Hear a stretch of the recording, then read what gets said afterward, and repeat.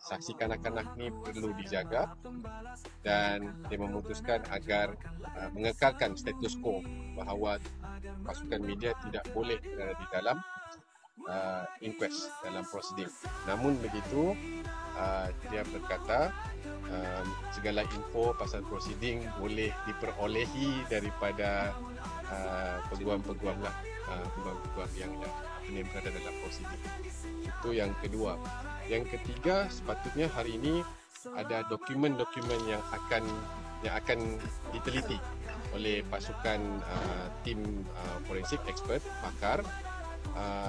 Dokumen-dokumen itu adalah dokumen-dokumen yang baru yang telah dirampas oleh pasukan polis dan telah dibawa pun sebenarnya ke mahkamah. Cuma ditangguhkan penelitian dokumen itu disebabkan ada isu-isu teknikal. Sepatutnya hari ini kita boleh unseal dan pakar boleh meneliti. Namun kami menggunakan plan B, conducting officers pun bersetuju. Minggu depan, selepas minggu depan barulah dokumen-dokumen baru itu diteliti.